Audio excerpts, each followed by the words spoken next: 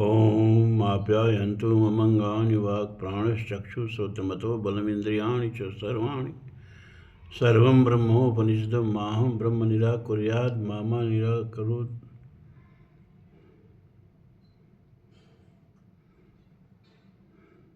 अनिराकरणम् अस्तु निराकरणं मे अस्थतात्मनि निरते यः उपनिषत्सु धर्मास्ते मयि सन्तु ते मयि सन्तु। ओम धर्म प्राण सत्संग प्रेमी सज्जनों, अब आप कहेंगे कि शांति पाठ बदल गया, भद्रम करने भी नहीं तो हर उपनिषदों का अलग अलग शांति पाठ है। वो सब अथर्ववेदी उपनिषद अब तक आप सुन रहे थे, प्रश्नोपनिषद, मंडूकोपनिषद। अब ये सामवेदी उपनिषद है, तो इसका अर्थ बदल गया। अरे क्षमा करें, शांति पाठ बदल गया। अब यहाँ ऋषि कह रहा है ओम आप्यायन्तु ममंगानि वाक् प्राणः चक्षु श्रोत्रमतो बलमिन्द्रियाणि च सर्वाणि। आप्यंतु माने परिपुष्ट हो, मम अंगानि माने मेरे शरीर के सभी अंग, वाणी, प्राण, चक्षु माने नेत्र, श्रोत्र माने कान, बलम इंद्रियाणि च सर्वाणि और सभी इंद्रियां, यानी कर्म इंद्रियां का नाम नहीं लिया, सभी इंद्रियां में घसीट दिया उनको भी, कि सभी इंद्रियां बलिष्ठ हों। देखो ये हमारा वेद विद्या, ब्रह्म विद्या है, जो शरीर की उपेक्षा नहीं करती है, शरीर को कांटे पर सुलाने के लिए नहीं कहती है, शरीर को पंचाग्नि तापने के लिए नहीं कहती है, शरीर को भूखे मारने के लिए नहीं कहती है। क्या प्रार्थना किया जा रहा है? कुछ तो अपने वेदों से और उपनिषदों से आप सीखें हैं। मेरे सभी अंग, वाणी, प्राण, चक्षु, श्रोत्र और सर्वमय कर्मेंद्रियां बलिष्ठ हों, पुष्ट हों। कामायनी में प्रसाद जी मनु के शरीर का वर्णन करते हुए क्या कहते हैं? अवयव की दृढ़ मांसपेशियां ओजस्विता वीर्य अपार, स्फीत शिराएं स्वस्थ रक्त का होता था जिनमें संचार। शरीर भी पुष्ट हो, क्योंकि शरीर माध्यम खलु धर्म साधन, शरीर से ही तो सभी धर्म और आत्मा सबकी प्राप्ति होगी। माना कि हमारा उद्देश्य है नदी के उस पार जाना, लेकिन हम नाव की अपेक्षा करेंगे तो बीच मझधार में डूब जाएंगे, उस पार नहीं जा पाएंगे। ये शरीर वह नौका है जो न तरई भवसागर नर शरीर अस पाए, ते नर निंदक मंद मति आत्माहन गति जाए। नरतन भव सागर कहूँ बेरो। तो शरीर को सुपुष्ट रखना, ये हमारा देखो वेद कह रहा है। सर्वम ब्रह्मोपनिषदम, सब उपनिषद ब्रह्म ही है। ये सब चारों तरफ उपनिषदों में जो ब्रह्म का वर्णन किया गया है, यह सब ब्रह्मांड जो है वो ब्रह्म ही है। माहम ब्रह्म निराकुर्याम, ब्रह्म कभी हमारा त्याग न करें। मामा ब्रह्म निराकरोत, और हम कभी ब्रह्म का त्याग न करें। समझ रहे हैं ना? कभी हम ब्रह्म से च्युत न हो, और कभी ब्रह्म हमको अपने से च्युत न करे। जिसे पावर कनेक्शन बराबर बना रहे। सारे घर में सारे इक्विपमेंट आपके हैं, पंखा है, फ्रिज है, एसी है, वॉशिंग मशीन है, सब चीज़ है।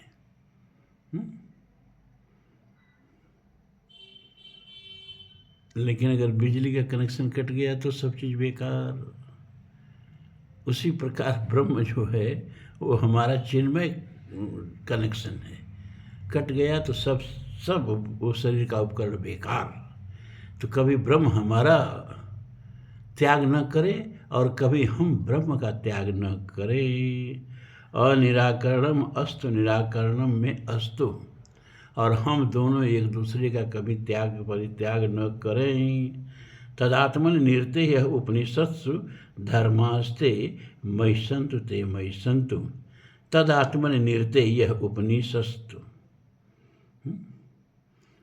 तद आत्मन, उस परमात्मा में निरत, ब्रह्म वेद्य उस परमात्मा में, उपनिषद वेद्य उस परमात्मा में निरत, ये हम धर्म का कभी त्याग न करें, धर्म हमारा कल्याण करे। ठीक है। उपनिषदों में प्रतिपादित जो ब्रह्म है, क्योंकि हमने बताया ना कि पुराण सुन के, कथा सुन के, खूब नाच गाना सुन के ब्रह्म का बोध नहीं होगा।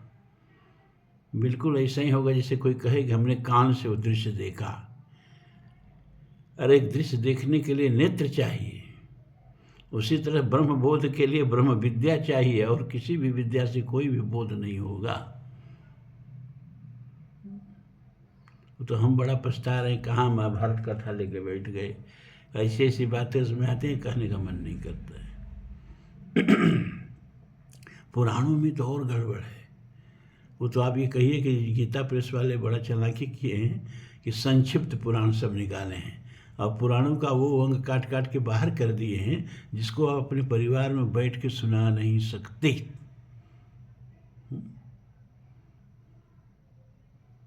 एक पुराण के पूर्वार्ध के अंतिम अध्याय में तो ये कहा था कि श्राद्ध में ब्राह्मणों को 13 दिन में 13 तरह के पशुओं का मांस खिलाना चाहिए, और जो ब्राह्मण वह मांस खाने से अस्वीकार कर दे, इनकार कर दे, तो जो उस पशुओं के शरीर में जितने रोए हैं उतने बरस तक रौरव नरक में पड़ा रहे। तो कहो कि ये जो हमारे सनातन धर्म के विरोधी हैं, सब इतना पढ़ते जानते भी नहीं हैं। वो तो जो तनी मनी जान जाते हैं उसी पर डंडा बाजते हैं।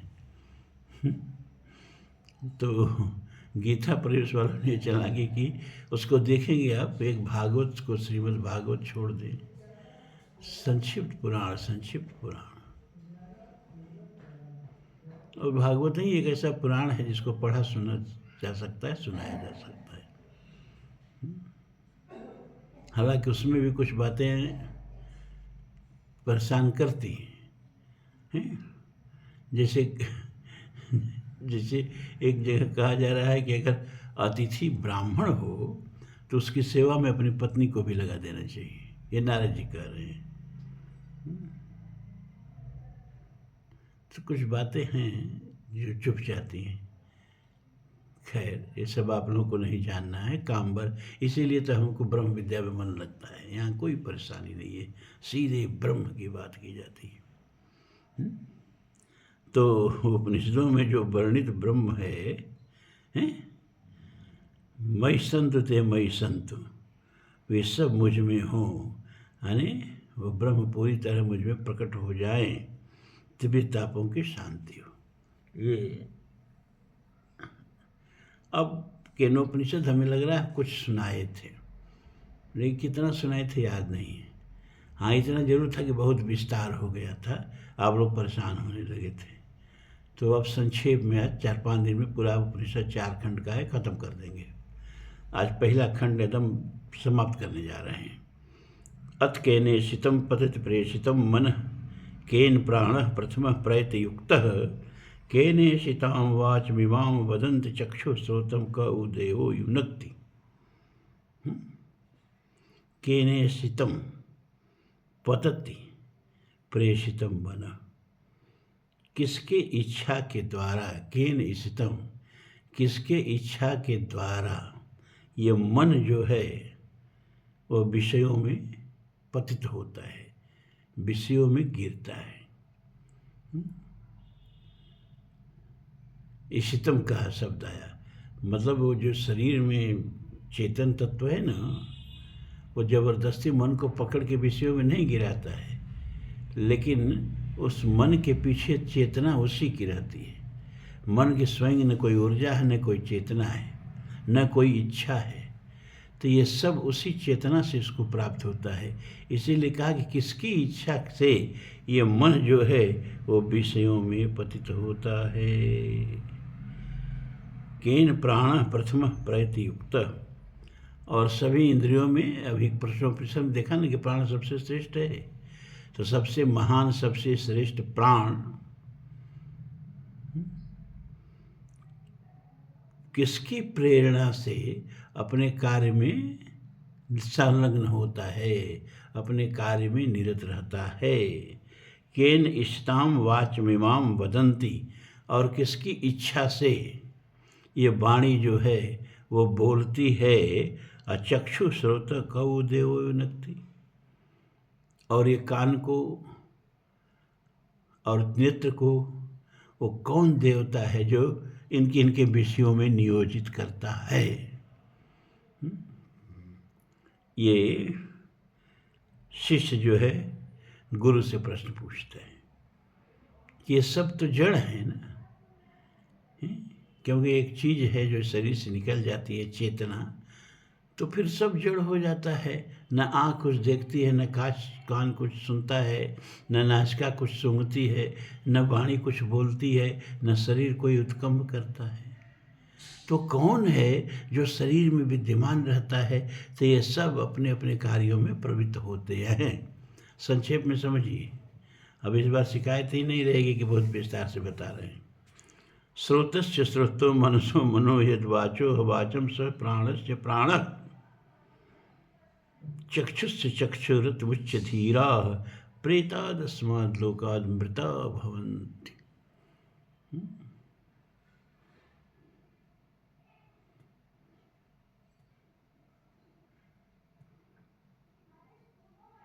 तो यत् माने जो, श्रोतस्य श्रोत, मनसो मनो, जो श्रोतस्य माने कान का भी कान है, जो है तो कान सुनता है, जो कान का भी प्राण है, जो नहीं रहे तो कान इसी तरह रहे, कुछ नहीं सुनेगा।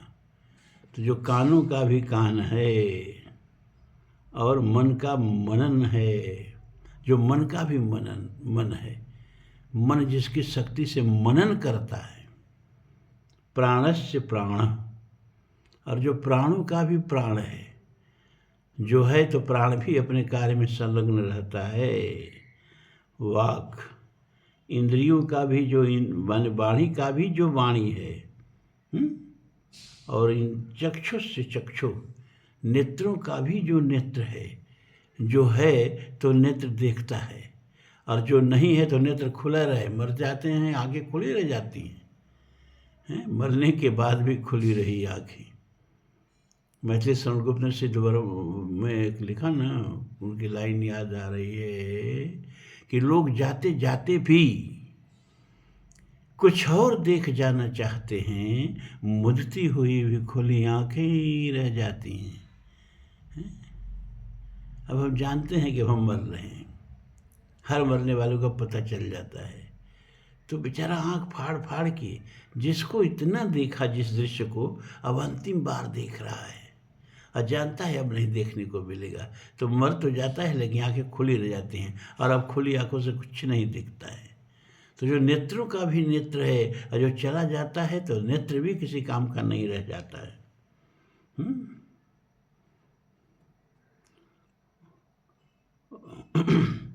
और उसे ही ज्ञानी जन जान करके इस लोक से मुक्त हो जाते हैं। इस लोक से जाने के बाद, प्रेत्य माने मरने के बाद, अमर हो जाते हैं।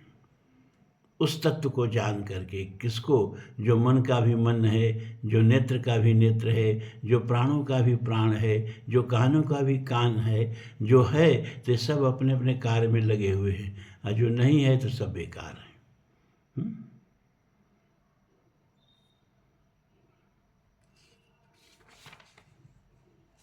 अब तीसरा, न तत्र चक्षुर्गच्छति न वाक् गच्छति न मनो न विद्मो न विजानीमो यथैतदनुशिष्यादन्यदेव तद विद्या ततो अविद्या तद्दधि इति सुश्रुम पूर्वेषाम एनस्तद्विचक्षिरे।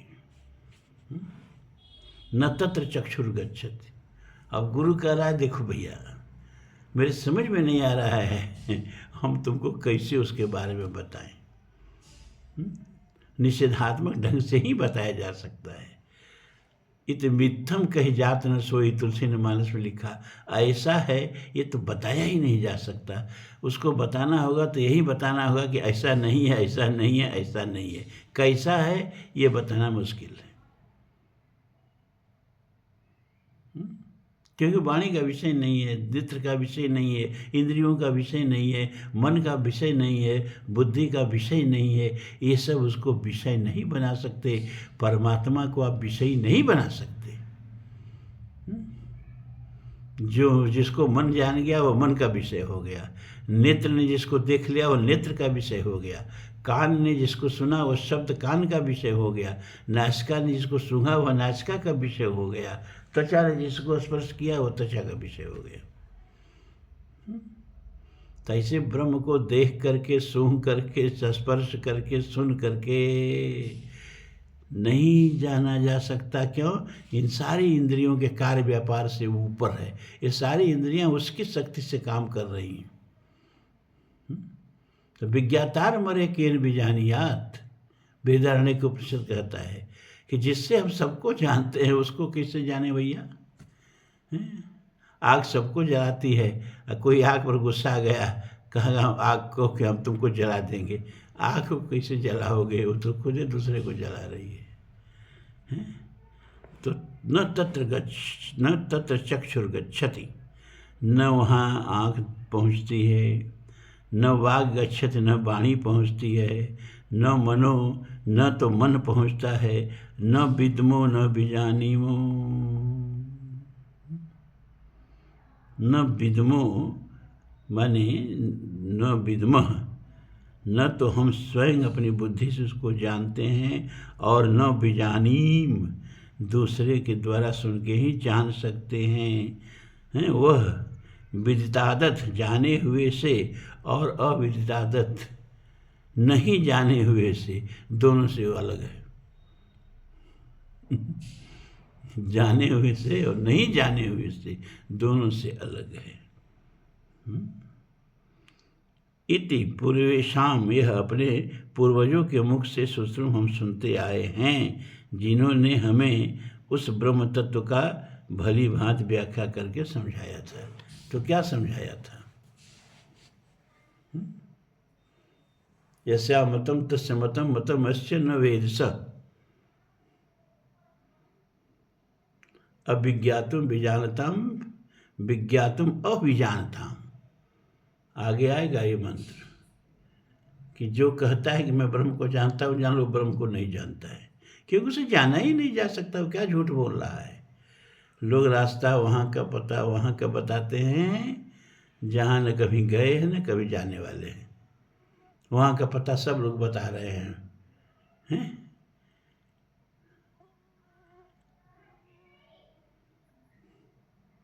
तो जो कहता है कि मैं ब्रह्म को जानता हूँ, वो ब्रह्म को नहीं जानता है। और जो कहता है भैया हमारा अमत है, हमारा नहीं जाना हुआ है, वही ब्रह्म को जानता है। क्या? यह कि ब्रह्म को नहीं जाना जा सकता है। विज्ञातुम अभिजानताम, जानने वाले को नहीं जानने वाला है, और नहीं जानने वाले का ही जानने वाला है।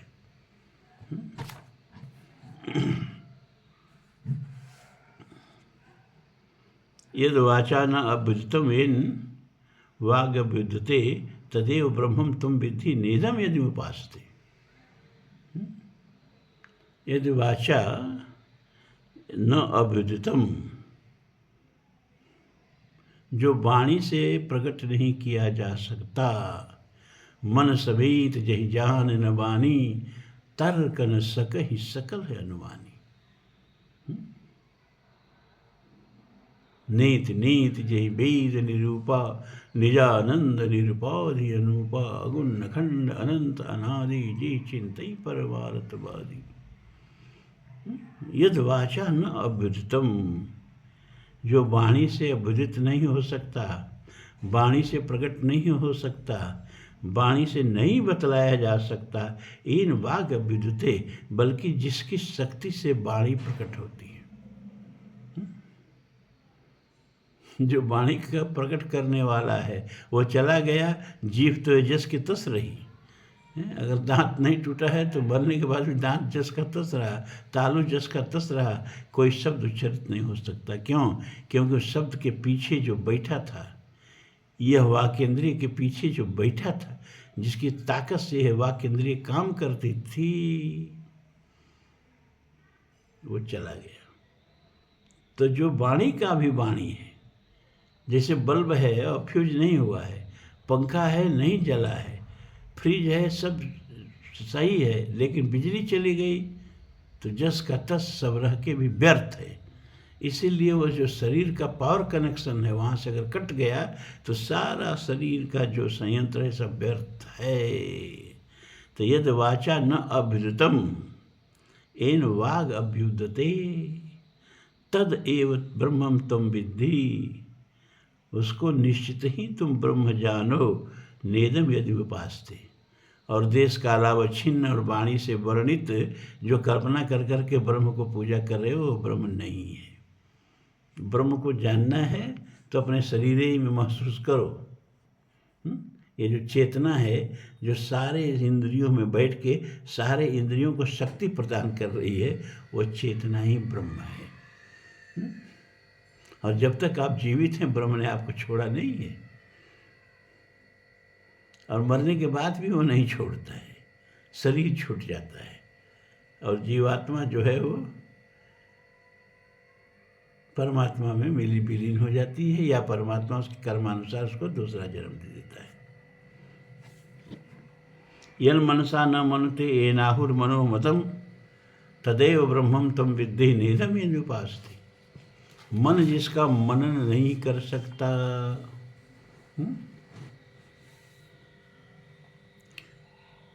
बल्कि जिस शक्ति से मन मनोरथ करता है, जिस शक्ति से मन संकल्प विकल्प करता है, मन विकल्पात्मक होता है, बुद्धि संकल्पात्मक होती है, और चित्त संस्कारात्मक होता है, और अहंकार संसारात्मक होता है। यह अहंकार हमको संसार से मिलता है। जैसे मेरा नाम, हमने तो कोई भी जन्म के नाम तो उसको रख देते हैं घर वाले, जाति बता देते हैं घर समाज वाले हैं। तो ये सारा अहंकार जो है, ये अहंकार का चोला कौन पहनाता है? समाज पहनाता है। इसीलिए हमने कहा कि अहंकार संसारात्मक होता है, चित्त संस्कारात्मक होता है। जन्म जन्मांतरों के प्रवृत्ति संस्कार जो है ना, चित्त में मिले रहते हैं। और मन संकल्प विकल्पात्मक, ये पकड़े ये छोड़े, ये पकड़े ये छोड़े। और बुद्धि निश्चयात्मक संकल्पात्मक होती है, निश्चित कर लेती है बस इसी को पकड़ के रखना। चारों अंतःकरण की यही कहानी है। उसी तरह ब्रह्म क्या है, जीव क्या है, ईश्वर क्या है, तो हम पहले बता चुके हैं आपको कि ब्रह्म का जब माया में प्रतिबिंब पड़ता है तो ईश्वर है। समष्टिगत माया में ब्रह्म का प्रतिबिंब, या समष्टिगत माया में प्रतिबिंबित ब्रह्म ही ईश्वर है, और अंतःकरणावच्छिन्न ब्रह्म का प्रतिबिंब ही जीव है। जैसे समझ लो सूरज की किरण, सूरज का बिंब समुद्र में पड़ रहा है तो वह ईश्वर है, और समुद्र का और सूर्य का बिंब घड़े में रखे हुए कई सैकड़ों हजारों जलों में पड़ रहा है तो वो जीव है। तो मायावच्छिन्न ब्रह्म ईश्वर है, और अंतःकरणावच्छिन्न ब्रह्म जीव है। लेकिन ये दोनों प्रतिबिंब हैं, वह न जीव हो गया न ईश्वर हो गया, वह ब्रह्म ब्रह्म ही है। ये दोनों प्रतिबिंब, और प्रतिबिंब हमेशा आभासिक होता है, वास्तविक नहीं होता है। वास्तविक तो वह होता है जिसका ये प्रतिबिंब पड़ रहा है।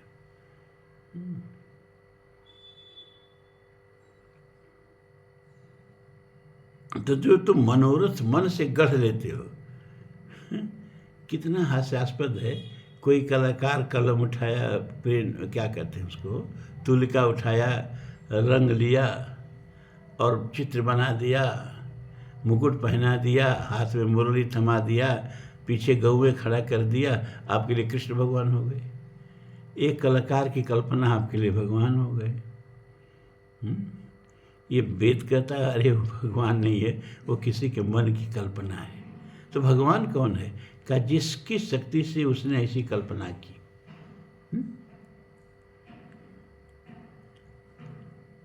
ये मन जो मनोरथ कर कर के रचता रहता है, राम कृष्ण ये वो,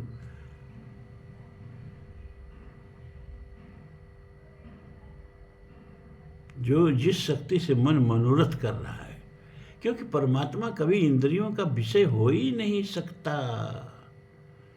इतना आप अच्छी तरह जान लीजिए। अपने ही कंधे पर जैसे अपने नहीं बैठा जा सकता है, इसीलिए आप सबको जान सकते हैं, अपने को नहीं जान सकते। क्यों? क्योंकि हम तो जानने वाले हैं ना। हम तो संविद शक्ति हैं, विज्ञान शक्ति हैं, जानने की शक्ति हैं। इसी शक्ति से सबको जानते हैं। इसको किस शक्ति से जानें? इसको जिस शक्ति से जानेंगे उस शक्ति के लिए हम विषय हो जाएंगे। लेकिन अपनी चेतना कभी विषय नहीं हो सकती, ये सबको विषय बनाती है। थोड़ा गंभीर प्रकरण है, क्योंकि तब आपके मन में आएगा कि तब हमारी जो सारी कल्पनाएं हैं, शिव, राम, कृष्ण और कैलाश और काशी और क्या, तो ये सब क्या है? ये सब बहुत मिथ्या भी नहीं है। ये सब वो सीढ़ियाँ हैं, वो सोपान हैं जिस पर आरूढ़ होकर के आप ब्रह्म को जान सकते हैं। छत पर जाना है तो सीढ़ी जरूरी है। सीढ़ी हटा देंगे तो कभी छत पर नहीं जा पाएंगे। किसी ने कहा है भाई जरा गंगा जल ले आओ, जो गया वो खाली हाथ आ गया। क्यों जी? गंगा जल लाए, अनुष्ठान पूरा करना है, गंगा जल नहीं लाए? क्या वो गंगा जल किस में भरे? पूरा गंगा जल कैसे हम लाएं? अरे बेवकूफ, अरे किसी बोतल वोतल में ला दिए होते पूरा गंगा चीर के लाने के लिए कौन कहा था? तो जैसे हम गंगा की जगह गंगा जल से गंगा का प्रीत करते हैं, गंगा के मिलन का सुखानुभूति करते हैं, गंगा जल आ गया, वैसे ही ये सब ब्रह्म जल समझ लो। ब्रह्म तो अनंत है, अनंत को तो पकड़ोगे तो अनंत हो जाओगे। तो उपासना के लिए ये सब बने हैं, ऐसी कोई बात नहीं है। ऋषियों महर्षियों ने ध्यान करके, चिंतन करके, रूप गुण लीला धाम में ईश्वर को समेटने का, यह रूप गुण लीला धाम वो पात्र है जिसमें अनंत को भरते हैं। इसीलिए कहा गया कि ये जैसे कृष्ण परमात्मा है, हाँ किसके लिए? जो इनको इष्ट मानता है। परमात्मा नहीं है, हाँ किसके लिए? जो उनको नहीं मानता है।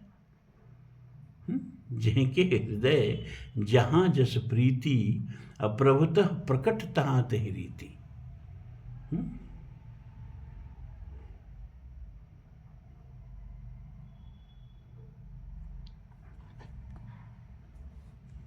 यत् श्रोत्रेण न शृणोति येन श्रोत्रमिदं श्रुतम्। कहाँ थे भाई? यत् चक्षुषा न पश्यति येन चक्षुगुंसि पश्यति तदेव ब्रह्मं त्वं विद्धि नेदम यदुपास्ते। आँख जिसको देख नहीं सकती, जो आँख से देख रहे वो ब्रह्म नहीं है, बल्कि जो आँख के भीतर बैठ के देख रहा है वह ब्रह्म है। वह चेतना ब्रह्म है। यह नहीं कि जिसको आँख से रूप देख करके उसकी पूजा कर रहे वह ब्रह्म है। यत् श्रोत्रेण न शृणोति येन श्रोत्रमिदं श्रुतं तदेव ब्रह्मं त्वं विद्धि नेदम उपास्ते। और कान से जो वर्णन सुन करके ब्रह्म का रूप रेखा बना रहे हो, वो सुना हुआ आपका जो है वह ब्रह्म नहीं है, बल्कि जिस शक्ति से कान वो सब सुन रहा है वह चेतन शक्ति जो है ब्रह्म है। तो आँख के पीछे कोई दूसरा चेतन नहीं, एक ही चेतन आँख के पीछे बैठ के देख रहा है। जैसे देखो एक ही बिजली है, वो पंखा में बैठ कर के हवा दे रही है, बल्ब में बैठ के प्रकाश दे रही है, हीटर में बैठ के गर्मी दे रही है, फ्रिज में बैठ कर के ठंडक दे रही है, एसी में बैठ के ठंडक दे रही है, ट्रेन में बैठ के ट्रेन चला रही है। बिजली अलग अलग नहीं हो गई है। जैसा उपकरण है वहाँ वैसा कार्य कर रही है। उसी तरह से एक ही चेतन शक्ति आँखों में बैठ के देख रही है, कानों में बैठ के सुन रही है, बाड़ी में बैठ के बोल रही है, नासिका में बैठ के सूंघ रही है और त्वचा में बैठ के स्पर्श कर रही है। एक ही चेतन शक्ति, और वही चेतन शक्ति आपके भीतर जो है वो ब्रह्म है। किस रूप में ब्रह्म है? हमने बता दिया कि ब्रह्माभास है, हम चिदाभास हैं, पूर्ण चैतन्य नहीं है। जैसे सूर्य का बिंब जल में पड़ता है तो सूर्य का आभास है, वह पूर्ण सूर्य नहीं है। उसी तरह माया में प्रतिबिंबित ब्रह्म जो है ईश्वर है, और अंतःकरणावच्छिन्न ब्रह्म जो है अपने अंतःकरण में जो उसका प्रतिबिंब बन रहा है वही जीव है।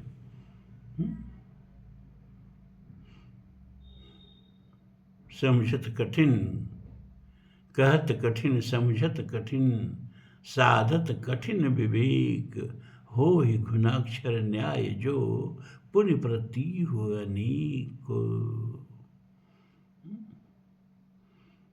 यत् श्रोत्रेण न शृणोति येन श्रुतमिदं श्रुतं, तदेव ब्रह्मं त्वं विद्धि नेदमिति उपास्ते।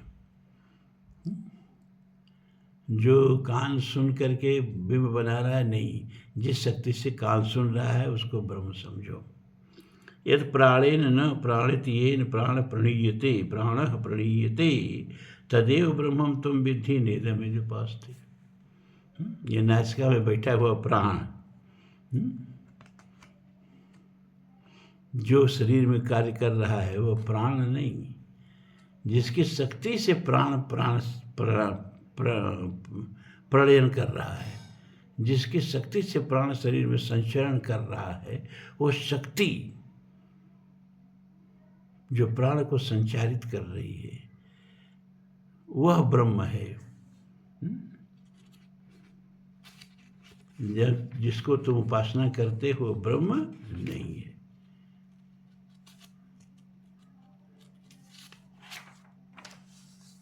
तो इस तरह से ये प्रथम खंड समाप्त हुआ। द्वितीय खंड 4 खंड है।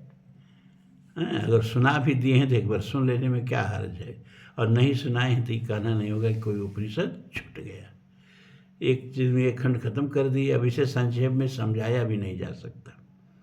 मुझे याद है कि एक एक श्लोक पर 3-3 दिन 4-4 दिन बोलते थे, तो मुझे किसी ने बताया कि लोग परेशान हो रहे हैं, तो हम समझ गए अरे उतना ही घी पिलाओ ना कि पेट खराब ना हो जाए, उतना ही है ना। तो आज इतना ही।